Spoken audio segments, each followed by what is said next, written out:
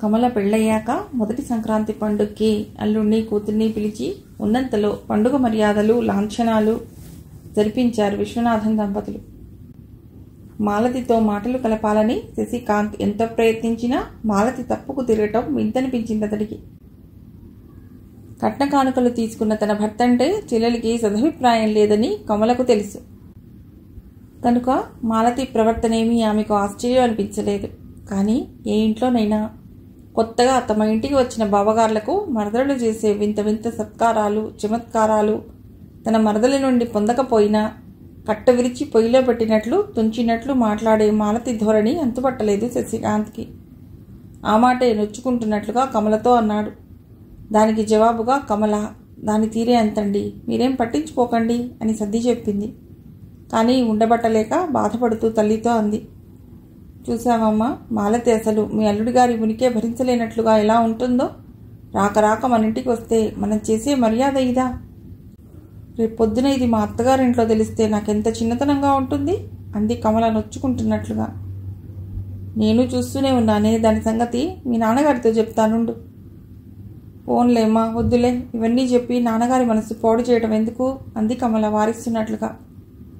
ఎవరూ చెప్పకపోతే ఎలా తెలుస్తుంది దానికి? అదిగో ఆ ఎదురింటి విమల దగ్గరికి వెళ్ళినట్లుంది, రాని నేను అడుగుతాను దాన్ని. మాటల్లోనే వచ్చింది మాలతి అక్కడికి. ఏమిటమ్మా అడుగుతానంటున్నావు అంది వస్తూనే. ఏమిటా, నీ పద్ధతి ఏమైనా బాగుందా అసలు? ఇంటికి వచ్చిన వాళ్లకు నువ్వు చేసే మర్యాదిదా అంది ఇందిరమ్మ కోపంగా చూస్తూ. నేనేం చేశాను? మాలతి తెల్లబోయి చూస్తూ అంది. ఇంకా ఏం చేయాలి? మీ బావగారితో నువ్వు మాట్లాడే పద్ధతి ఏమైనా బాగుందా? ఆయన ఏమనుకుంటారు? రేపు అక్కడికి వెళ్ళాక మీ చెల్లెలికి ఎంత గర్వం అని అక్కని సాధిస్తే దానికి జవాబుదారి ఎవరు? ఆడపిల్లన్నాక నమ్రతగా ఉండాలన్న ఇంగిత జ్ఞానమైనా లేదే నీకు అంది ఇందిరమ్మ మండిపడుతున్నట్లుగా. ఏం మాట్లాడాలి ఆయనతో? బావగారు, మార్కెట్లో పెళ్లి కొడుకుల ధరలు ఎలా ఉన్నాయని అడగమంటావా? ఎంత ధర పెడితే ఏ రేంజ్లో మొగుడు దొరుకుతాడు? ఇంజనీర్కి ఎంత, డాక్టర్కి ఎంత అని అడగనా అంది మాలతి ఎకసెక్కంగా చూస్తూ. ఎప్పుడు ఎవరిని తూలనాడినట్లుగా మాట్లాడని మాలతి తన భర్తని అలా తీసిపడేసినట్లు మాట్లాడటంతో చిన్నబోయింది కమల ముఖం. తల వంచుకుని మౌనంగా అక్కడి నుంచి వెళ్ళిపోయింది. చూసావా, పండగ పుట్ట దాన్ని ఎలా కంటతడి పెట్టించావో? చదువు సంస్కారాన్ని నేర్పాలి, నీ అతిశయాన్ని అహంకారాన్ని కాదు. ఏం చూసుకునే నీకింత తలబిరుసు అని ఇందిరమ్మ కేకలు వేయటంతో మాలతిలో తప్పు చేశానన్న భావన తలెత్తింది. సారీ అమ్మా, నేను వెళ్ళి అక్కకు చెప్తానులే అంటూ వెళ్ళింది అక్కడి నుండి మాలతి. తప్పు దిద్దుకుంటూ వెడుతున్న కూతురి వైపు సంతృప్తిగా చూస్తుండిపోయింది ఇందిరమ్మ. మాలతి వెళ్ళి ఏం చెప్పిందో కమల చెల్లెలి వెంట నవ్వుతూ వచ్చింది. ఆ సాయంత్రం అక్క బావగారులతో పాటు మాలతి, శ్రీకాంత్, వాసు సినిమాకి వెళ్లారు. కమల పెళ్ళై ఏడాది గడిచిపోయింది. మాలతికి సంబంధాలు చూడటం మొదలెట్టారు. సంతలో పసుపులా నిన్నడ్డమైన వాళ్ళందరి ముందు కూర్చోనని వాదించింది మాలతి. ఇందిరమ్మ బావిలో దూకుతారని బెదిరించి కూతుర్ని లొంగ తీసుకుంది. అయితే మాలతి కోసం వచ్చిన పెళ్లివారు కమలకిలా కట్నకానుకలు ముట్ట చెప్పారో అలాగే మాలతికి ఇస్తే చేసుకుంటామన్నారు. ఆ మాటలు వినటంతోనే విశ్వనాథం, ఇందిరమ్మ సగం నీరుగారిపోయారు. చూశారా, ఇప్పటికైనా అర్థమైందా నా మాటల్లో నిజం? అక్కని చదివించలేదు, నన్ను చదివించారు. ఆ పెళ్లి కొడుకు మాత్రం నాకంటే ఎందులో ఎక్కువ? అతడు గ్రాడ్యుయేటే, నేను గ్రాడ్యుయేటే. మరి అలాంటప్పుడు ఈ అపరాధ సుంకాన్ని ఎందుకు చెల్లించాలి మనం? అక్క పెళ్లి కోసం అందిన చోటల్లా అప్పు చేశారు. ఇప్పుడు నా పెళ్లి కోసం ఉన్న ఈ చారెడు కంపెనీ అమ్మేసి చెట్టు కింద ఉంటారా? మా తర్వాత ఉన్న ఇద్దరి తమ్ముళ్ల మాట ఏమిటి? అయినా కట్నమిచ్చి కొనుక్కునే మూడు నాకు వద్దే వద్దు అంది మాలతి తెగేసినట్లుగా. కూతురు అడిగిన దాంట్లో న్యాయం కనిపించినా అడిగిన దానికి సరైన జవాబు చెప్పలేక, అబ్బాయిల ధనదాహం తీర్చలేక కూతుర్ని ఎందుకు చదివించామా అని బాధపడ్డారు. స్వాతి, మాలతి BA ఫస్ట్ క్లాస్లో పాస్ అయ్యారు. డిగ్రీ చదువుతుండగానే ఇద్దరూ కలిసి టైపు, షార్ట్ హ్యాండ్ నేర్చుకున్నారు. తన కుటుంబం ఉన్న పరిస్థితిలో ఇంకా పై చదువు చదివేందుకు అవకాశం లేదన్న అవగాహన ఎప్పటి నుండో ఉన్న మాలతి ఉద్యోగాల కోసం వేకెన్సీ ఉన్న చోటికల్లా అప్లై చేసింది. అలాగే ఆ రోజు పేపర్లో పడిన ప్రకటన చూసి అప్లికేషన్ రాస్తోంది మాలతి. ఇంతలో స్వాతి వచ్చింది అక్కడికి. రావే స్వాతి, ఈ 4 రోజులు కనిపించలేదేం? నాకైతే అమ్మకు జ్వరం కనుక ఇల్లు కదిలేందుకు కుదరలేదు. నీకేమైందే? సూర్యమావయ్య వచ్చారా ఏమిటి అంది మాలతి చిలిపిగా. అబ్బా, ఎంత కరెక్ట్గా గెస్ చేసావే నువ్వు అంది స్వాతి మెచ్చుకుంటున్నట్లుగా. అయితే పెళ్ళెప్పుడుట అని అడిగింది మాలతి. ఏమోనే మాలతి, నాకు ఇప్పుడప్పుడే పెళ్లి చేసుకోవాలని లేదు, ఈలోగా ఎమ్మి అయిందనిపిస్తే అంటున్న స్వాతి వైపు అల్లరిగా చూస్తూ. అప్పుడు ఎంచక్క ఇద్దరూ 2 చేతులా సంపాదిస్తూ చావమని ఎంజాయ్ చేయొచ్చు అంది మాలతి. ఆలోచనలకేం ఎన్నైనా ఉంటాయి, కానీ నెరవేరే మార్గమే కనిపించడం లేదు. 5 ఏళ్ల క్రితం కావలసిన పెళ్లిని ఇప్పటి వరకు ఆపుకురావడమే కష్టమైంది. మరో 2 ఏళ్లు వాయిదా అంటే మాటలా? మా సూర్యమావయ్యకైతే ఎలాగో నచ్చ చెప్పవచ్చు, ఎటొచ్చి చిక్కంతా మా అమ్మ వాళ్లతోనే అంది స్వాతి దిగులుగా.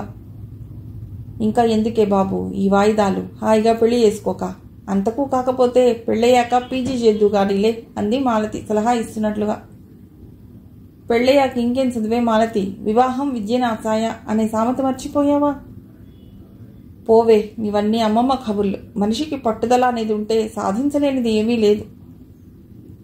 ఎంత పట్టుదల ఉన్నా పరిస్థితులు అనుకూలించాలి కదా. ఎప్పుడో చేద్దామని కలలుగానే వదులు, మనకు అవకాశం ఉన్నప్పుడే అనుకున్నది సాధించాలి. అరే, నేనేం చదవద్దని లేదే, పెళ్ళైతే మాత్రం చదివేందుకు మానాలి అంటున్నాను. సరే, నువ్వు వాస్తవాన్ని దృష్టిలో పెట్టుకోకుండా కథలో పాత్రలా మాట్లాడుతున్నావు. రాసేవారు కథలో పాత్రలను ఇలా కావాలంటే అలా మలుచుకుంటారు. అదే నిజ జీవితంలో అయితే మనమే కాక మన చుట్టూ ఎంతో మంది మనుషులు ఉంటారు. ఎంత కాదనుకున్నా వారి ప్రభావం, పరిస్థితుల ప్రభావం మన మీద పడుతుంది. అప్పుడు మనం అనుకున్నట్లు ఏదీ జరగదు. సరే, ఇవన్నీ ఎందుకు కానీ నీ చదువు సంగతి ఏమైంది? నా చదువు సంగతి నేను ఎప్పుడో డిసైడ్ చేసుకున్నాను. ప్రస్తుతానికి చదువుకు చుక్కబెట్టేసి ఉద్యోగాల వేటలో పడ్డాను. అదేంటే, నువ్వు చదువుతావని కదా నేను చదువు కంటిన్యూ చేద్దాం అనుకుంటున్నది. నువ్వు మానేస్తే నేను మానేయవలసి వస్తుంది. ఇంతకు చదువు మానేసి ఏం చేస్తావు?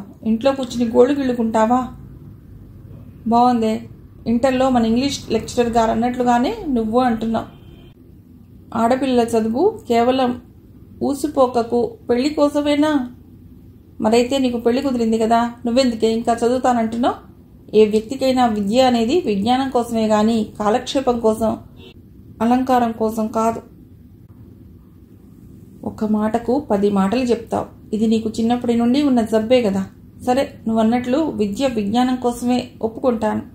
మరి నీకు ఈ బిఏతోటే సంపూర్ణ విజ్ఞానం వచ్చేసిందా? నువ్వంటున్న ఆ విజ్ఞానం కోసమైనా చదవవే మాలతి. నీ పేరు చెప్పుకుని హాయిగా నేను చదువుకుంటాను అంది స్వాతి బ్రతిమలాడుతున్నట్లుగా. ఓహో, అదన్నమాట అసలు సంగతి.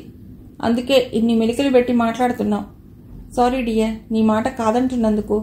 ఈసారికి ఏమీ అనుకోకు. నేను డిగ్రీ చదవటానికే చాలా ఇబ్బంది పడవలసి వచ్చింది. ఇప్పుడు ఎంఏ చదవటం అంటే మాటలా? అదీగాక మా 2 తమ్ముళ్ళు కాలేజీ చదువులకు వచ్చారు. వాళ్ళ సంగతి కూడా నాన్నగారు చూడాలి కదా. అయినా చదువుకు అంతే ఉంది చెప్పు. ఇప్పటికే నాన్నగారు అప్పుల భారంతో కుంగిపోతున్నారు. ఇక మీదట వీలైతే ఆయనకి సాయం చేయాలి కానీ ఇంకా నా భారం ఆయన మీద మోపటం న్యాయం కాదు. సారీ, నేను ఆ ఉద్దేశంతో అనలేదు. నువ్వు చదవకపోతే నాకు చదవాలని లేదు, కానీ నేను చదవాపేస్తే మా వాళ్ళు నాకు వెంటనే పెళ్లి సరిపించేస్తారు. నాకు మన 2 పెళ్లిళ్ళు ఒకేసారి జరగాలని కోరిక. అందుకే నీ పెళ్లి కాకుండా నేను చేసుకోలేకే పెళ్లిని ఇలా వాయిదా వేస్తూ వచ్చాను. పోనీ ఓ పని చేద్దామా? నీ చదువుకు అయ్యే ఖర్చంతా నేను పెడతాను, చదువుకోవే మాలతి. అదే బ్రతిమలాడుతున్న స్వరంతో అంది స్వాతి. ఏమిటే స్వాతి, నీ పిచ్చి? నన్ను స్నేహితురాలుగా ఉంచుకోవటం నీకు ఇష్టం లేదా? నన్ను యాచకురాలుగా చేద్దాం అనుకుంటున్నావా అంది మాలతి బాధగా. ఛా, అదేం మాట మాలతి, నీ కంటికి నేను అలా కనిపిస్తున్నానా అంది దెబ్బతిన్నట్లుగా. లేకపోతే ఏమిటి నీ మాటలు? కేవలం నా స్నేహం కోసమని నువ్వు ఇలా చేయటం ఏమీ బాగోలేదు. స్నేహం 2 హృదయాల మధ్య సున్నితమైన బంధం.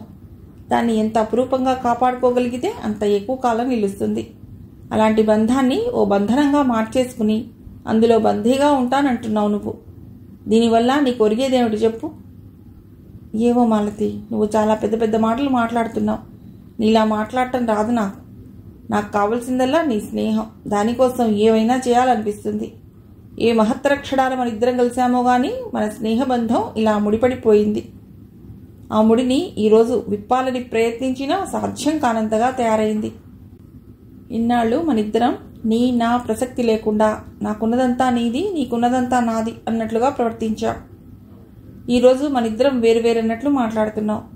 నాకిప్పుడే కాదు, ఇక ముందు కూడా నీకు లేని ఏ ఆనందము నాకు వద్దనిపిస్తోంది. బహుశా నీ దృష్టిలో అది పిచ్చిగా అర్థరహితంగా అనిపించవచ్చు, కానీ నాకు మాత్రం అలా అనుకోవటం సాధ్యం కాదు అంది స్వాతి ఆవేశంగా. అది కాదు స్వాతి, నేను కష్టపెట్టాలని నేను అలా అనలేదు. మనిద్దరం స్నేహితులమే కావచ్చు, అయినా మన గమ్యాలు పరిస్థితులు వేరు. నువ్వు ఎంఏ చదవటానికి ఆర్థిక సహాయం చేస్తావు, బాగానే ఉంది. కానీ ఆ డబ్బు ఎక్కడి నుండి తెస్తావు? మీ నాన్నగారిని అడిగే కదా. ఓ పక్క నీ పెళ్లి వాయిదా వేస్తూ నిన్నే కాకుండా నన్ను చదివించాలంటే వాళ్ళకి ఎంత కష్టంగా ఉంటుందో ఆలోచించావా? అలాంటి సహాయం పొందటం నాకు అభిమానంగానే ఉంటుంది. అదే నువ్వు సంపాదిస్తూ ఈ మాట అంటే నేను నిస్సంకోచంగా శిరసా వహిస్తాను. అప్పుడు నువ్వన్నట్లు నీకున్నదంతా నాదిగానే భావిస్తాను. అదీగాక మీ నుండి ఇలా సహాయం తీసుకునేందుకు మా నాన్నగారు అంగీకరిస్తారని అనుకుంటున్నావా? పోనీ నీవన్నట్లు ఈ ఎంఏ చదివేస్తాం, ఆ తర్వాతైనా నువ్వు పెళ్లి చేసుకోవాల్సిందేగా. నా పెళ్లితో నీ పెళ్లి లంకె పెడితే ఎలా చెప్పు? నా పెళ్లి కావటానికి నెలలే పట్టవచ్చు, సంవత్సరాలే పట్టవచ్చు. ఎందుకంటే నా ఆదర్శాలను మెచ్చి నన్నుగా స్వీకరించేవాడు తటస్థపడితే తప్ప నేను పెళ్లి చేసుకోను. అప్పటి వరకు నాతో పాటు నువ్వు ఇలాగే ఉండిపోతాననటం ఏం భావ్యంగా ఉంటుంది? సూర్యమావయ్య లాంటి మంచి వ్యక్తిని ఇబ్బంది పెట్టడం సమంజసమేనా? నీ అభిరుచులను గౌరవించి నీకోసం ఇన్ని సంవత్సరాలుగా వేచి ఉన్నాడు. నా కోసమని మావయ్యని ఇబ్బంది పెట్టడం కానీ జార విడుచుకోవటం కానీ చేస్తే తర్వాత జీవితాంతం చింతించవలసి వస్తుంది. అలాంటి అనర్థానికి నన్ను కారణభూతురాల్ని చేస్తావా స్వాతి? నా మీద ప్రేమ ఉంటే దాన్ని మనసులో దాచుకో, అంతేగాని దాన్ని ఇలా ప్రదర్శించకు. దీనివలన నాకు బాధ తప్ప సంతోషం కలగదు. ప్లీజ్ స్వాతి, నా మాట విని పెళ్లి చేసుకోవే అంది మాలతి. ఆ మాటలతో దెబ్బతిన్నట్లుగా చూస్తూ, అయితే మాలతి, చివరికి నా ప్రేమ ఓ ప్రదర్శనలా అర్థం చేసుకున్నావా? నా మనసేమిటో విప్పి చెప్పినా ఇంతేనా నన్ను అర్థం చేసుకున్నది అంటూ లేచింది స్వాతి అక్కడ ఉండలేనట్లుగా. స్వాతి, నా మీద కోపమా? స్నేహితురాలు చేయబట్టుకుంటూ అడిగింది మాలతి. కోపమా? అది తెచ్చుకోవడం సాధ్యమైతే ఎంత బాగుండును. నీ అభిప్రాయం నువ్వు చెప్పావు, ఇక మీదట నాకు తోచింది నేను చేస్తాను అని సమాధానం కోసం ఎదురు చూడకుండా వెళ్ళిపోయింది స్వాతి. నేను స్వాతిని బాధ పెట్టానా అనుకుంటూ స్వాతి వెళ్ళిన వైపే చూస్తూ నిల్చుంది మాలతి. ఈరోజు నా మాటలు దాన్ని నొప్పించినా రేపు అదే అర్థం చేసుకుంటుంది. నా కోసం దాని జీవితాన్నే పణంగా పెడతానంటోంది, పిచ్చిది. ఇది నేను ఎలా భరించగలను అనుకుంది మాలతి. వాడిపోయిన ముఖంతో ఇంటికి వచ్చిన స్వాతిని చూసి, ఏమా అలా ఉన్నావు అని అడిగింది జానకమ్మ ఆదుర్దాగా. ఎలా ఉన్నాను? బాగానే ఉన్నాను అంటూ విసిరిగా లోపలికి వెళ్ళిపోయింది స్వాతి. స్నేహితురాలిద్దరూ పోట్లాడుకున్నారు కాబోలు అనుకుంది జానకమ్మ. స్వాతి అనుకుంటున్నట్లుగానే ఆ రాత్రి రంగారావు పెళ్లి విషయం కదిపాడు. స్వాతి, అమ్మమ్మ తాతయ్య ముహూర్తాలు పెట్టుకుందామని ఉత్తరం రాశారు. ఓ మాట నీ చెవిన వేసి మిగతా ప్రయత్నాలు చేద్దాం అనుకుంటున్నాను. నీకేం అభ్యంతరం లేదుగా అన్నాడు సూటిగా విషయానికి వస్తూ. లేదు నాన్నగారు, నాకు ఏమీ చేయాలనుంది. అదయ్యాక మీరన్నట్లే చేసుకుంటాను పెళ్లి అంది స్వాతి నిదానంగా తండ్రి వైపు చూస్తూ. అదేమిటమ్మా, నీకు చదువుకోవాలనుంటే పెళ్ళయ్యాక చదువుకోవచ్చు కదమ్మా, ఈ మాత్రం దానికి పెళ్లి వాయిదా వెయ్యాలా అన్నాడు రంగారావు ఆశ్చర్యంగా. అనుకుంటాం కానీ నాన్నగారు, పెళ్ళంటూ జరిగితే కొన్ని కాకపోయినా కొన్నైనా బాధ్యతల మీద పడతాయి. అప్పుడు అటు బాధ్యతలను తప్పించుకోలేం, ఇటు చదవలేం అంది స్వాతి ఏదో గొప్ప విషయం కనిపెట్టినట్లు. స్వాతి పెళ్లి వాయిదా వేయటానికి చెప్పిన కారణం కుంటిసాకులా అనిపించింది రంగారావుకి. దానితో పాటు అసలు సూర్యాన్ని చేసుకోవటం ఇష్టం లేదేమోనన్న అనుమానం కూడా వచ్చింది. ఆ మాటే అడిగేశాడు కూతుర్ని. నీకు చదువుకోవాలని ఉందంటే 5 సంవత్సరాలు ఆగాడు సూర్య నీకోసం. ఇప్పుడు చిన్నపిల్లలా మారం చేస్తే ఇలా? అసలు సూర్యుని చేసుకోవటం నీకు ఇష్టమా కాదా తేల్చి చెప్పు ముందు అన్నాడు. అబ్బే, అటువంటిదేం లేదు నాన్నగారు. మావయ్య అంటే నాకు ఇష్టమే. కేవలం పీజీ చేద్దామన్న ఆశతోనే ప్రస్తుతం వద్దంటున్నాను పెళ్లి అంది స్వాతి అమాయకంగా మొహం పెట్టి. అది కాదమ్మా, ఇన్నాళ్ల సంగతి వేరు. సూర్య అన్ని విధాలా జీవితంలో స్థిరపడ్డాడు. అమ్మమ్మ తాతయ్య ఇప్పటి నుండో తొందర పెడుతున్న విషయం నీకు తెలిసిందే. నువ్వు ప్రాజ్ఞురాలు అయ్యావు. పరిస్థితులేంటో అర్థం చేసుకోవాలి కానీ విడమర్చి చెప్పనవసరం లేదు. ఇన్నాళ్ళు మావయ్య నేను వాళ్ళకి ఎలాగో నచ్చజెప్పి ఒప్పించాను. ఇక మీదట అది సాధ్యం కాదు. అందరి మాటకేం, అసలు సూర్య ఒప్పుకుంటాడని అనుకుంటున్నావా అన్నాడు రంగారావు నిచ్చ చెప్తున్నట్లుగా. వాళ్ల సంగతేమో గాని సూర్య మావయ్యను ఒప్పించగలనే ధైర్యం నాకుంది అంది స్వాతి. సరే, నీ ఇష్టం స్వాతి. ఇన్నాళ్ళు వాళ్ళకి నేను సమాధానం చెప్తూ వచ్చాను. ఇక మీదట బాధ్యత నీదే. వాళ్ళకి ఎలా చెప్పి ఒప్పిస్తావో ఆలోచించు అంటూ భోజనం ముగించి వెళ్ళిపోయాడు రంగారావు. ఆ పై మాటలు పొడిగించడం ఇష్టం లేనట్లు. జానకమ్మకైతే మతిపోయినట్లుంది కూతురి మాటలు విన్నాక. రేపో ఎల్లుండో పిన్ని సూర్య వస్తామని కబురు పంపారు. వాళ్ళకేం సమాధానం చెప్పాలి అనే ఆలోచనలో పడిపోయింది. కూతురికి ఎలా నచ్చ చెప్పాలో తెలియక. అనుకున్నట్లుగానే శాంతమ్మ సూర్య వచ్చారు. వచ్చిన వాళ్లకు మర్యాదలు యాంత్రికంగా జరుపుతున్నదే గాని మనసులో మాత్రం చాలా బెంగగానే ఉంది. పెళ్లి విషయం అడిగితే ఏం చెప్పాలా అని. ఏదో తన మాట కాదనలేక బాబాయి పిన్ని సూర్యకి స్వాతిని చేసుకోవటానికి ఒప్పుకోవటమే కాక ఇంతకాలం ఆగారు. ఇంకా 2 ఏళ్ళు ఆగవని ఎలా చెప్పాలి? అసలు ఈ పిల్లకి ఏం మాయ రోగం? ఇంకా చదువుతానంటోంది అని మనసులోనే విసుక్కుంది. చివరికి శాంతమ్మ అడగనే అడిగింది, అమ్మా జానకి, నీ కూతురు కోరుకున్నట్టే ఏదో ఇంతకాలం ఆగా, దాని ముచ్చట కాదని లేక ఇకపై ఆ 3 ముళ్ళు వేయిస్తే మా ముచ్చట మీ బాధ్యత 2 తీరిపోతాయి, ఏమంటావు అంది. నేను అలాగే అనుకున్నానమ్మా, కానీ మీ మనవరాలు నా మాట వినటం లేదు. అది ఏమీ చదువుతానంటోంది అంది జానకమ్మ నసుగుతున్నట్లుగా. ఆపై సంభాషణ పొడిగించే ధైర్యం లేక పనున్నట్లు వెళ్ళిపోయింది అక్కడి నుండి. జానకమ్మ మాటలు విని శాంతమ్మ ఆశ్చర్యపోయింది మొదట. అంతలోనే మరో అనుమానం తలెత్తింది ఆమెలో. అసలు ఈ పెళ్లి ఇష్టముందా వీళ్ళకి, లేక మాకంటే మంచి సంబంధం వస్తే ఆ మాట సూటిగా చెప్పలేక ఇలా కప్పదాట్లు వేస్తున్నారా అనుకుంది. అక్కడే కూర్చుని టిఫిన్ తింటున్న స్వాతిని అడిగేసింది ఆవిడ ఆగలేనట్లుగా. ఏమిటే స్వాతి, మీ అమ్మ చెప్పింది నిజమేనా అంటూ. నిజమే అమ్మమ్మ, నాకు ఎంఏ చదవాలనుంది అంది స్వాతి. ఇదేం విడ్డూరమే, చదివినంత మట్టుకు చాలేదేమిటే, నువ్వేమైనా ఉద్యోగాలు చేయాలా, ఊళ్ళో వెళ్ళాలా అంది ఆశ్చర్యంగా చూస్తూ. ఏమో అమ్మమ్మ, ఎవరు చూడొచ్చారు, నేను ఉద్యోగాలే చేస్తాను, ఊళ్ళో వెళ్తాను అంది స్వాతి. పోనీ చదివితే చదువు గాని, ఆ చదివేదో పెళ్ళయ్యాక చదువుకోరాదు, అప్పుడు మాత్రం నీకేం అడ్డుంది అంది శాంతమ్మ నచ్చ చెప్తున్నట్లు. భలే దానివమ్మమ్మ, మీరంతా పెళ్ళయ్యాక చదువుకోమంటున్నారే గాని పెళ్ళయ్యాక చదివేలా సాగుతుందని ఒక్కరూ ఆలోచించలే అంది స్వాతి ఎంతో ఆలోచనాపరురాల్లా. సరే, నీతో నేను ఎక్కడ మాట్లాడగలను, సూర్య బయటికి వెళ్ళినట్లున్నాడు, వచ్చాక వాడే తెలుసుకుంటాడు సంగతి ఏమిటో అంది శాంతమ్మ విసుగ్గా. అసలు ఆవిడకు మొదటి నుండి ఈ పెళ్లి ఇష్టం లేదు. తన భర్త కొడుకు స్వాతే కావాలని పట్టుబట్టడంతో కాదనలేక ఊరుకుంది. కానీ ఆవిడకు స్వాతిని చేసుకోవడం అస్సలు ఇష్టం లేదు. సూర్యకి తన అన్న కూతురు నీలవేడిని చేయాలని ఎంతో ఆశ ఆవిడకు. కానీ సూర్య స్వాతిని కోరుకోవటంతో కిమ్మనలేదు ఆవిడ. ఇప్పుడు స్వాతి ఇలా మాట్లాడడం కూడా నచ్చలేదు ఆవిడకు.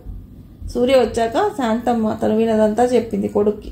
ఇది సూర్య ఏమాత్రం ఊహించనిది. అయితే అక్కయ్య కూడా కూతురి ఇష్టాన్ని వ్యతిరేకించకపోవడం మరింత ఆశ్చర్యాన్ని కలిగించింది. చివరికి ఒంటరిగా స్వాతిని పిలిచి అడిగాడు సూర్య, ఏం స్వాతి, అమ్మ చెప్పింది నిజమేనా అంటూ. అవును మావయ్య, నాకు ఇంకా చదవాలనుంది అంది స్వాతి.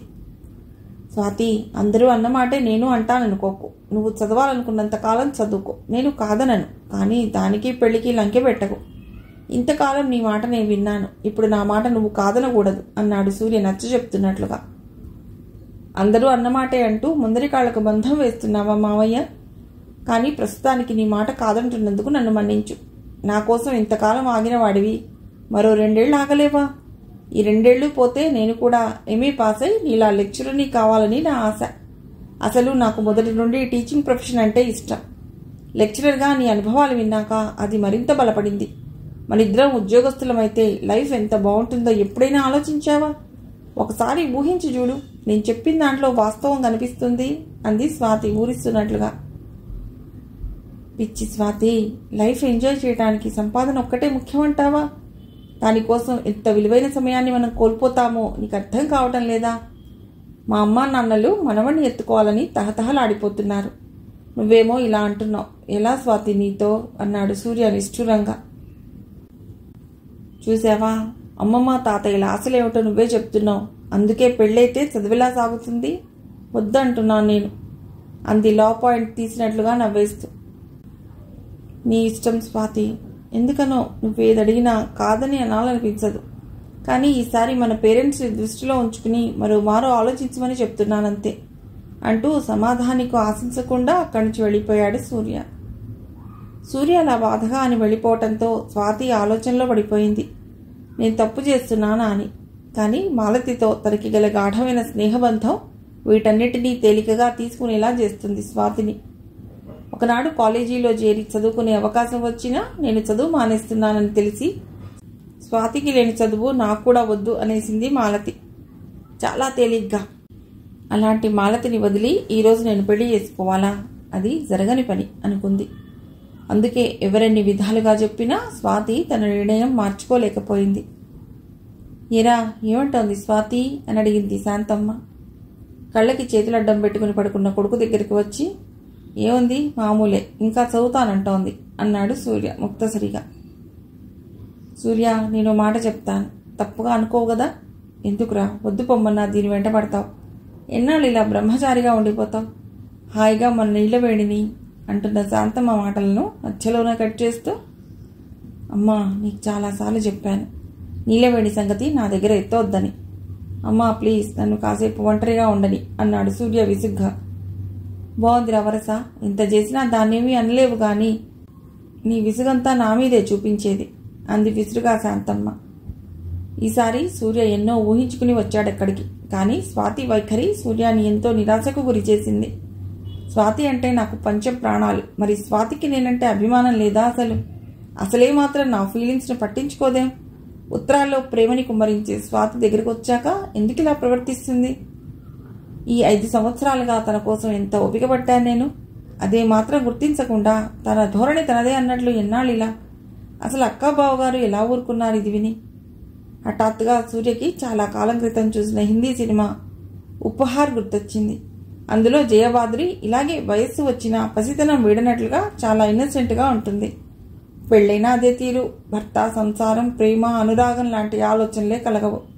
భర్త దూరదేశం వెళ్ళిపోతూ కనీసం ఓ ముద్దైనా ఇమ్మంటే ప్రయత్నిస్తుంది కానీ ఇవ్వలేక పక్క నవ్వుతుంది.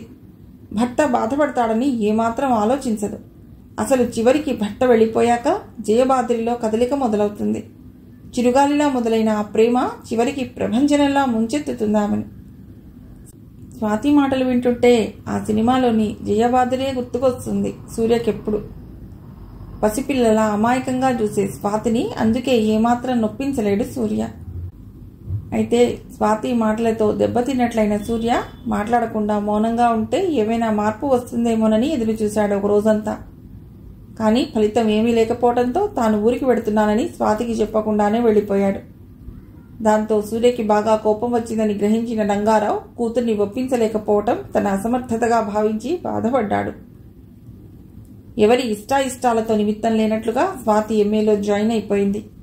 ఆ రోజు మాలతి ఇంటి నుండి కోపంగా వచ్చేసిన స్వాతి వింకంగా వారం రోజుల పాటు మాలతి ఇంటివైపు వెళ్లకుండా ఉండిపోయింది అతి కష్టం మీద. తల్లి అనారోగ్యం మూలంగా మాలతి వచ్చి స్వాతిని కలవలేకపోయింది. ఆ రోజు ఏదో ప్రైవేట్ కంపెనీలో ఉద్యోగానికి అపాయింట్మెంట్ ఆర్డర్ రావడంతో ఆపుకోలేని ఆనందంతో స్వాతి దగ్గరకు పరుగున వచ్చింది మాలతి. తన సంతోషాన్ని స్నేహితురాలితో పంచుకునేందుకు. స్నేహితురాల్ని చూడటంతోనే వెలుగొచ్చేసింది స్వాతి ముఖంలోకి. అదేం పైకి కనిపించనివ్వకుండా జాగ్రత్త పడుతూ, ఓహో, మాలతీదేవి గారు దారి తప్పి వచ్చినట్లున్నారే ఇటు అంది వెటకారంగా. నేనెప్పుడు దారి తప్పను, నా దారెప్పుడు రహదారే. చూడు, నాకు అపాయింట్మెంట్ ఆర్డర్ వచ్చింది అంటూ కవర్ తీసి స్వాతి చేతిలో పెట్టింది. దాంతో పాత కోపాలన్నీ పక్కకు పెట్టేసిన స్వాతి, నిజంగానా, కంగ్రాచ్యులేషన్స్ అంది షేక్ హ్యాండ్ ఇస్తూ. విషయం విన్న జానకమ్మ కూడా తన ఆనందాన్ని వ్యక్తం చేసింది. ఇద్దరూ స్థిమితపడ్డాక, ఏమిటి విశేషాలు, మావయ్య వెళ్ళిపోయారా అంది మాలతి తమ మధ్య ఏవీ జరగనట్లుగా. నా దగ్గరే ఉంటాయి విశేషాలు, నేను ఎంఏలో జాయిన్ అయ్యాను. మావయ్య మాత్రం చాలా కోపంగానే వెళ్ళినట్లున్నాడే మాలతి. వెళ్లే ముందు నాతో చెప్పకుండానే వెళ్ళిపోయాడు అంది స్వాతి చిన్నపిల్ల కంప్లైంట్ చేస్తున్నట్లు. రాదా, మరి ఎంత ఏడిపిస్తున్నావే మావయ్య నువ్వు అంది మాలతి స్నేహితురాలు నెత్తిన మొట్టికాయ వేస్తూ. ఏం చేయనే మాలతి, మావయ్య బలహీనత నేనైతే నా బలహీనత నువ్వు, నీ స్నేహము. మీ అందరికీ నా మాట పిచ్చిగా అనిపించవచ్చు, కానీ ఎంత ప్రయత్నించినా నా వల్ల కాలేదే మాలతి నిన్ను విడిచి వెళ్ళటం అంది కళ్ళల్లో నీళ్లు తిరుగుతుండగా స్వాతి. మొద్దు, అదే వద్దన్నది. ఇప్పుడు ఇలా అంటున్నావు, ఒకవేళ నేనే నిన్ను విడిచి ఎక్కడికన్నా వెళ్ళిపోతే, లేక ప్రమాదవశాత్తు చచ్చిపోతే అంటున్న మాలతి నోరు మూసేసింది స్వాతి. వద్దే మాలతి, సరదా కూడా అలా అనకు, నేను భరించలేను. నువ్వు లేని మరుక్షణం స్వాతి కూడా ఈ భూమి మీద ఉండదు, గుర్తుంచుకో అంది స్వాతి మాలతిని హత్తుకుపోతూ. ఎందుకే స్వాతి ఇంత ప్రేమ నీకు నేనంటే? సారీనే, అందరిలాగే నీ మాటలు కొట్టిపారేస్తూ నిన్ను చాలా బాధించాను. నా కోసం నీ భవిష్యత్తు పాడు చేసుకోకూడదనే ఆరాటంతో అలా మాట్లాడాను అంది మాలతి సంజాయిషి ఇస్తున్నట్లుగా. పోన్లేవే, ఇప్పటికైనా అర్థం చేసుకున్నాం, అదే చాలు అంది స్వాతి ఆనందపడిపోతూ. మాలతి వెళ్ళిపోయాక సూర్యకి ఫోన్ చేసింది స్వాతి. హలో మావయ్య, ఎలా ఉన్నావు అంటూ. నీ దేవల్ల బాగానే ఉన్నాను అన్నాడు సూర్య ముక్తసరిగా. ఏమిటి మావయ్య, నా మీద కోపం పోలేదా? సరే కానీ నీకో శుభవార్త అంది స్వాతి ఊరిస్తున్నట్లుగా. ఏమిటి, మన పెళ్లికి ముహూర్తం పెట్టిస్తున్నావా అన్నాడు సూర్యం.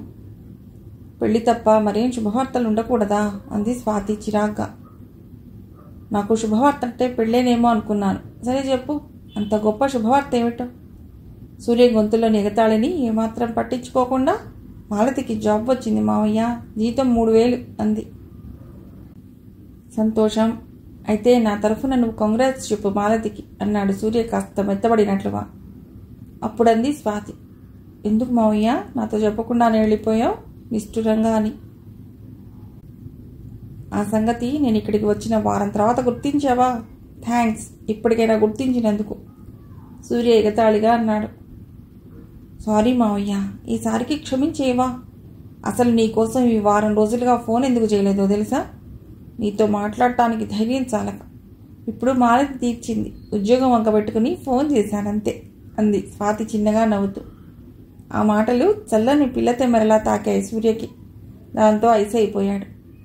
నేను కూడా చేద్దామని అనుకున్నాను, కానీ మరీ వెంటబడినట్లుంటుందని చేయలేదు అంతే అన్నాడు సూర్య నవ్వేస్తూ.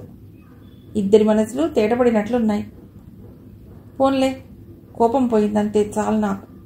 నేను యూనివర్సిటీలో జాయిన్ అయ్యాను మావయ్య. కాలేజీ అట్మాస్ఫియర్కి యూనివర్సిటీ అట్మాస్ఫియర్కి చాలా తేడా ఉంది అంటూ తన అనుభూతులన్నింటినీ ఏకరువు పెట్టింది స్వాతి చిన్నపిల్లలా ఉత్సాహంగా. అవన్నీ ఓపిగ్గా వింటూ ఊడిపోయాడు సూర్య.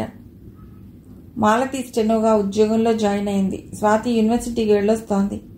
ఇద్దరి దారులు వేరైనా రోజుకు ఒక్కసారైనా ఏదో సమయంలో కలుసుకోవటం కానీ, కనీసం ఫోన్ చేసుకుని మాట్లాడుకోవటం కానీ చేస్తుంటారు ఇద్దరు. సూర్య నుండి మునుపటిలా తరచూ ఉత్తరాలు రావటం లేదు. అతని మనసు కష్టపడినందుకు పరిహారంగా స్వాతి తరచూ ఉత్తరాలు రాస్తోంది సూర్యకి. రోజులు వారాలుగా, వారాలు నెలలుగా, గిర్రున సంవత్సర కాలం తిరిగిపోయింది. తండ్రి కమల పెళ్లి కోసం చేసిన అప్పుల్లో కొంత భాగం మాలతి తనకు వచ్చిన జీతంతో తీర్చింది. కమల ఆడపడుచు పెళ్లికి విజయవాడ రమ్మని మాలతికి, స్వాతికి ఇన్విటేషన్స్ పంపింది కమల. స్వాతి పరీక్షల మూలంగా పెళ్లికి వెళ్ళలేకపోయింది. మాలతితో పాటు స్వాతి లేకుండా తానొక్కతి పెళ్లికి వెళ్ళటం ఇష్టం లేకపోయినా విశ్వనాథం, ఇందిరమ్మలకు కూడా కుదరకపోవటంతో తప్పనిసరి ఒంటరిగానే బయలుదేరింది మాలతి. పెళ్లి మర్నాడు జరుగుతుందనగా మాలతిని చుట్టంతోనే ఆప్యాయంగా ఎదురొచ్చి కౌగిలించుకుంది కమల. ఏమ్మా బాగున్నావా, అమ్మా నాన్న రాలేదా అంటూ కమల అత్తగారు యశోద కుశల ప్రశ్నలు వేసింది ఆప్యాయంగా.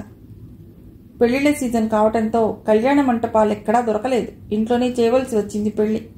దాంతో చాలా హడావుడిగా ఉంది ఇల్లంతా. మాలతి చాలా పెళ్లిళ్లకు వెళ్ళింది, కానీ అవన్నీ కళ్యాణ మంటపాల్లో జరిగినవే. ఇక్కడ అందుకు భిన్నంగా ఇంటి ముందే పందిరి వేసి శ్రావ్య పెళ్లి చేస్తున్నారు. ఎక్కడ ఏ చిన్న పొరపాటు జరిగినా మగపెళ్లి వారి దగ్గర మాట వస్తుందని అంతా అలర్ట్గా ఉన్నారు. వంటవాళ్లతో దగ్గరుండి వండిస్తున్నారు నాగభూషణం గారు. పప్పు, దప్పళాలు, పులిహోర, తాళింపులతో గుమ్మెత్తిపోయింది ఇల్లంతా. మరోపక్క వేడివేడి బూరెలు, ఇంట్లో చేసిన వడియాలు, అప్పడాలు వేయించి పోస్తున్నారు గిన్నెల నిండా. ఇంకో పక్క వేడివేడి బూందీకి జీడిపప్పు అద్ది లడ్డూలు చుడుతున్నారు. ఇంతలో పెళ్లివారు వచ్చేశారంటూ పానకాల బిందెలతో పేరెంటాళ్లు కదిలారు ఎదుర్కోలు సన్నాహాలకు.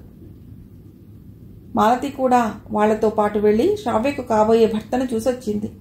ఆ తర్వాత ఏం చేయాలో తోచలేదు మాలతికి. అంతా ఎవరి హడావుడిలో వాళ్ళున్నారు. కమల ఊపిరాడని పనితో సతమతమైపోతోంది. అన్నీ ఇంట్లోనే గనక కావలసిన వస్తువులన్నీ అందరికీ అందించటం, నగలు బట్టలు జాగ్రత్త చేసే పని కమల మీద పడింది. దాంతో మాలతి గుర్చి పట్టించుకునే అవకాశం లేకపోయింది. ఇల్లంతా అమ్మలక్కల హడావుడితో, వరసైన వారి హాస్యాలతో, నవ్వులతో మారుమోగిపోతోంది. అత్తరు పరిమళాలతో, గులాబీలు, మల్లెలు, గుబాళింపులతో, పట్టుచీరల రెపరెపలతో, దగదగ మెరిసిపోతున్న నగలతో అటు ఇటు హుషారుగా తిరుగుతూ ఒకరినొకరు ఆప్యాయంగా పలుకరించుకుంటూ గుంపులు గుంపులుగా పందిట్లో చేరి కబుర్లు చెప్పుకోసాగారంతా. ఇవన్నీ కాసేపు సరదాగా చూసిన మాలతి తర్వాత ఏం చేయాలో తోచక కాలక్షేపం కోసం తాను తెచ్చుకున్న పుస్తకం తీసి చదువుకోసాగింది. శశికాంత్ చిన్నాన్న కొడుకు చిరంజీవి పనుల మీద అటు ఇటు తిరుగుతూ ఒంటరిగా కూర్చున్న మాలతిని చూశాడు యథాలాపంగా. అందరూ హడావిడిగా తిరుగుతుంటే మాలతి ఒక్కతి ఏదో పరీక్షకు చదువుతున్నట్లుగా అలా పుస్తకం పట్టుకుని ఉండటం కాస్త వింతనిపించింది. అలాగే పరిసరాలు గమనించకుండా ఏదో లోకల్లో ఉన్నట్లున్న మాలతిని చిన్న ఆట పట్టించాలనిపించింది. అటుగా వెడుతున్న ఓ చిన్న పాపని పిలిచి మాలతి ఒడిలోంచి కింద పడ్డ పర్స్ని మెల్లిగా సంగ్రహించాడు, చాక్లెట్ లంచంగా పెట్టి. చిరంజీవికి కమల దగ్గర కాస్త చనువు ఎక్కువ కావటంతో ఆ సాహసం చేయగలిగాడు. మాలతి పర్స్ కోసం చూసుకుని కంగారు పడితే కాసేపు ఏడిపించి పర్స్ తిరిగిచ్చేద్దాం అనుకున్నాడు. అందుకే మరో గంట అక్కడే తారట్లాడాడు. కానీ మాలతి మాత్రం పుస్తక పఠనంలో పడి మిగతా ప్రపంచాన్ని అసలు పట్టించుకునే లేదు. ఇంతలో చిరంజీవి తల్లి వచ్చి, బాబు చెల్లాయికి పూల జడ వెయ్యాలి, కాస్త బజారుకు వెళ్ళి మల్లె మొగ్గలు పట్టుకురా నాయనా అంది. అబ్బా, ఇంత ఎండలో ఎవరు పెడతారమ్మా, ఇంకెవరినైనా పంపించకూడదు అన్నాడు. బాగుందిరా నీ వరస, ఇంకెవరిని పంపను, మీ అన్నయ్యను గాని పెదరాన్న గారిని గాని పంపించాలి. ఇదేనేమిట్రా పెళ్లి పనుల్లో నీ సాయం, వెళ్ళరా బాబు, అసలే పెళ్లిళ్ల సీజన్, ఇంకో గంట పోతే మంచి మొగ్గ దొరకదు అందావిడ. తల్లి చదివే అష్టోత్తరం వినడం కంటే బజారుకు వెళ్ళి రావటమే ఉత్తమం అనుకున్న చిరంజీవి సరే వెడతానులే అంటూ తల్లి దగ్గర నుండి బ్యాగ్ తీసుకున్నాడు. వెళుతూ మాలతి వైపు ఒకసారి చూశాడు. నేరుగా వెళ్లి పర్స్ మాలతి దగ్గర పెట్టే ధైర్యం లేక బయటకు వెళ్లిపోయాడు చిరంజీవి. తను బజారుకి వెళ్ళాక మాలతి పర్స్ కోసం చూసుకుంటే ఎంత గొడవ అవుతుందోనని తను చేసిన పనికి నొచ్చుకున్నాడు. చిరంజీవి అటు వెళ్ళిన కాసేపటికి మాలతి పుస్తకం చదవడం ముగించింది. చదవటం పూర్తి చేసిన చాలాసేపటి వరకు ఆ పుస్తకంలోని సంఘటనల గురించి ఆలోచిస్తూ ఉండిపోయింది. కొద్దిసేపు పోయాక స్నానం చేద్దామని లేచిన మాలతికి తన ఒళ్ళో పెట్టుకున్న పర్స్ గుర్తుకొచ్చింది. ఏమైంది, పర్స్ ఒళ్ళోనే పెట్టుకున్నానే అనుకుంటూ చుట్టూ చూసింది.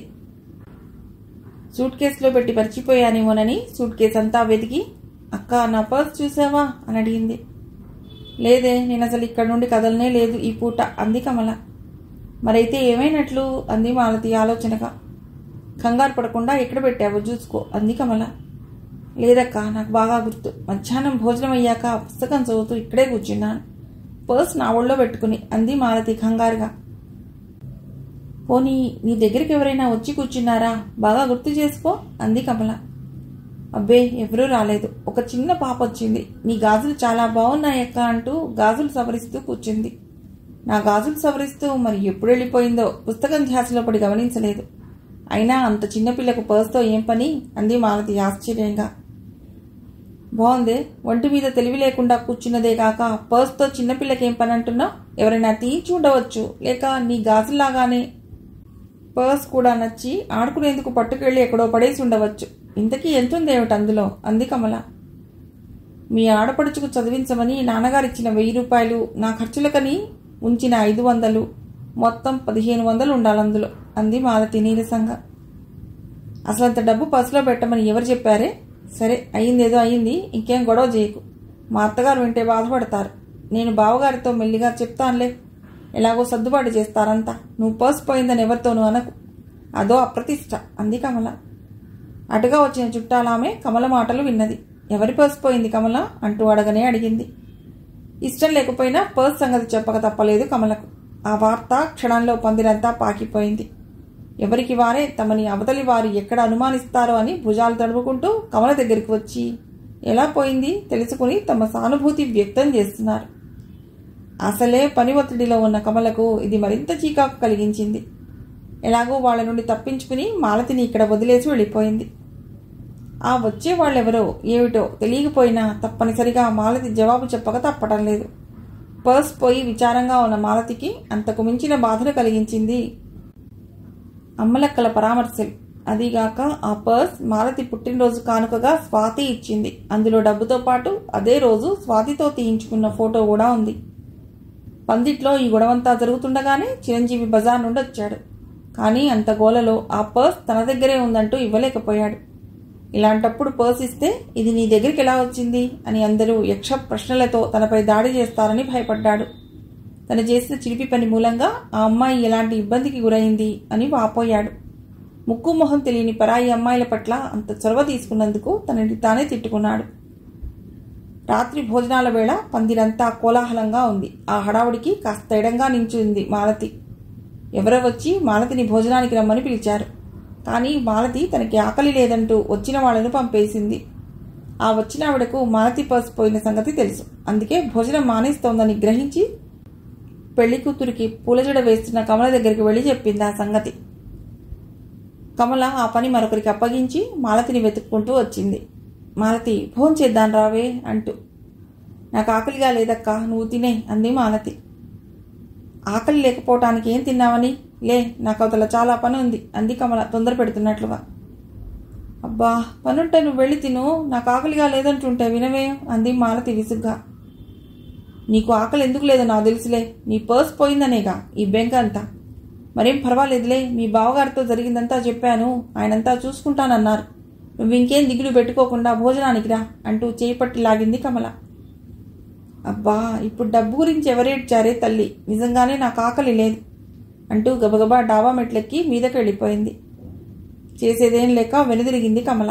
కమల వచ్చి బ్రతిమిలాడటం, మాలతి కోపంగా వెళ్ళిపోవటం అంతా చూస్తూనే ఉన్నాడు చిరంజీవి.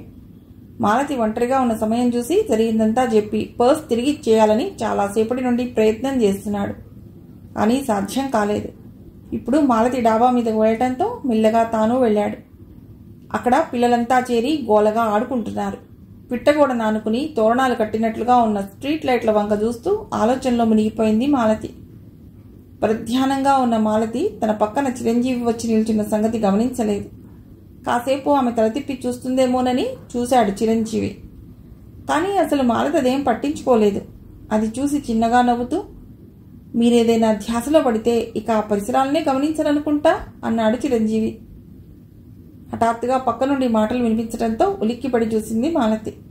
చుట్టూ పిల్లలు తప్ప ఎవరూ లేకపోవడంతో ఆ మాటలు తనని ఉద్దేశించి అన్నట్లుగా గ్రహించి ప్రశ్నార్థకంగా చూసింది అతడి వైపు. క్షమించండి, నేనెవరో తెలియదు కదా, మీ బావగారు శశికాంత్ చిన్నాన్నగారి అబ్బాయిని.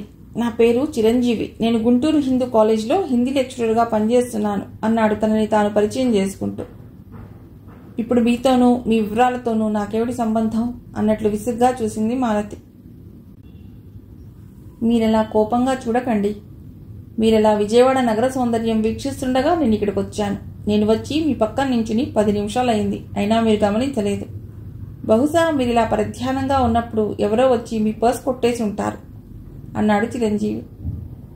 పర్స్ మాట చిరంజీవి కూడా ఎత్తడంతో అసలే విసిగి ఉన్న మాలతి, కొట్టేస్తే కొట్టేశారు, మిమ్మల్ని వెతికి పట్టుకోమనలేదే.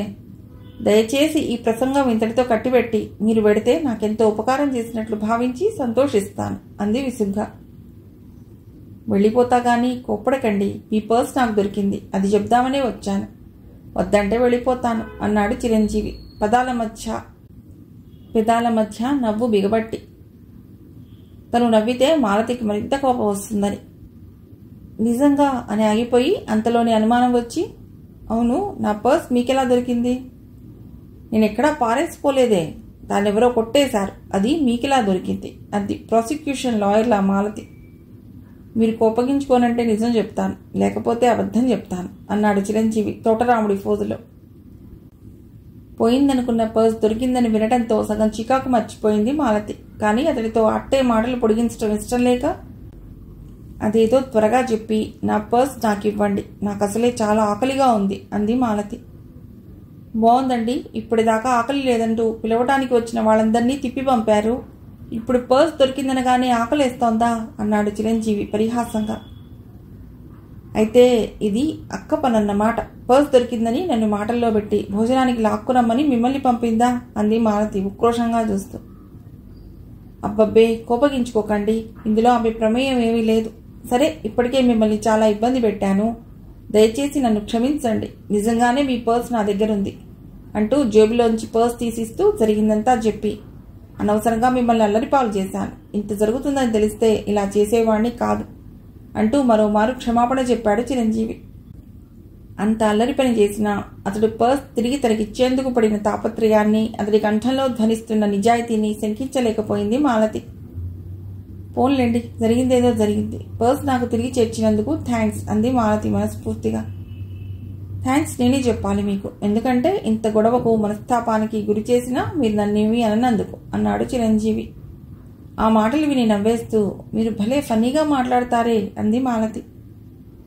ఆ మాత్రం మాటగారితనం లేకపోతే మీలాంటి స్టూడెంట్స్ మమ్మల్ని బతకనిస్తారా అన్నాడు చిరంజీవి. స్టూడెంట్స్ అంటున్నారు, మీరు లెక్చరరా? ఓ, ఇందాక చెప్పారు కదా, నేనే మర్చిపోయాను. అయినా నేనేం స్టూడెంటే కాదులేండి, ఏదో పొట్టకూటి కోసం చిన్న జాబ్ చేస్తున్నాను అంది మాలతి. నిజం? అప్పుడే ఉద్యోగం చేస్తున్నారా? నేను ఇంకా ఏ ఇంటర్ చదువుతున్నారనుకుంటున్నాను అన్నాడు చిరంజీవి ఆశ్చర్యంగా. ఇంకా నయం, ఎలిమెంటరీ స్కూల్లో చదువుతున్నానన్నారు కాదు. పోదాం పదండి, మా అక్క నా కోసం చూస్తూ ఉంటుంది అక్కడ అంటూ కిందికి దిగింది మాలతి. పెళ్లి వేడుకలన్నీ సంతోషంగా ముగిసిపోయాయి. పెళ్లికి వచ్చిన చుట్టాలు పక్కాలు ఎవరింటికి వారు తరలిపోయే సన్నాహాల్లో ఉన్నారు. మాలతి కూడా తన బట్టలు సర్దుకోసాగింది. ఇంతలో 2 చీరలు తీసుకువచ్చింది కమల అక్కడకు. అందులో ఏది బాగుందో చెప్పమంటూ. ఈ సంపెంగ రంగు చీర చాలా బాగుందక్క అంది మాలతి. అయితే ఇది నీకే అంటూ పళ్ళెల్లో పళ్ళు, మిఠాయి, పసుపు కుంకుమలతో పాటు చీర జాకెట్టు పెట్టి మాలతికి అందించింది కమల. నాకెందుకక్క ఇప్పుడు అవన్నీ అంది మాలతి ఇబ్బందిగా చూస్తూ.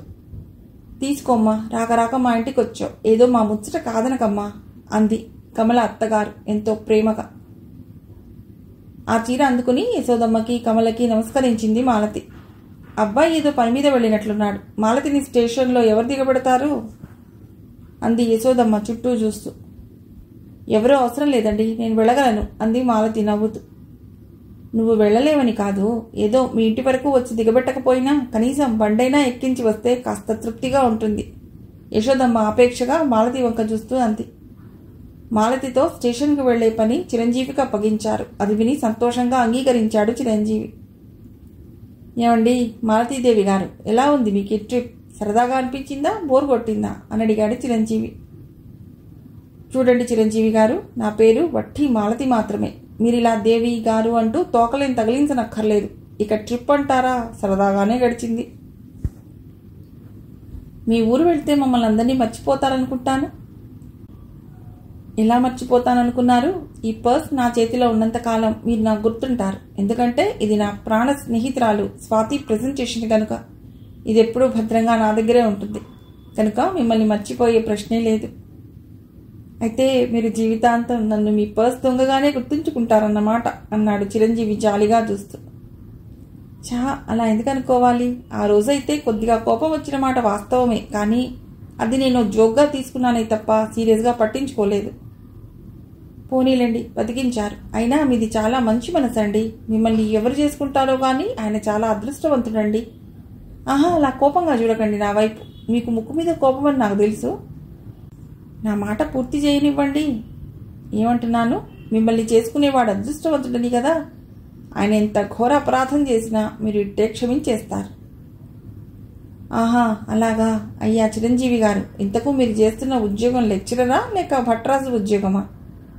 మనం ఇలాగే పెడితే ఈరోజు ట్రైన్ అందుకున్నట్లే. కాస్త బండి స్పీడ్ పెంచండి. పోతే పోనీయండి, కాసేపు ఇలా సరదాగా మాట్లాడుకోవచ్చు. మీరింటికి పెడితే మాట్లాడేందుకు బోలెడు మంది దొరుకుతారు. ఈ ట్రైన్ తప్పిపోతే అర్ధరాత్రి వరకు స్టేషన్లో జాగరణే నాకు. ఇలా అయితే రేపు ఆఫీస్లో పనిచేసినట్లే. ఓ సారీ, మిమ్మల్ని ఎప్పుడూ చికాకు పెట్టడంతోనే సరిపోతోంది నాకు అన్నాడు చిరంజీవి నొచ్చుకుంటున్నట్లుగా. ఇట్స్ ఓకే అంటూ నవ్వేసింది మాలతి. మిగిలిన కథ తర్వాతి భాగంలో.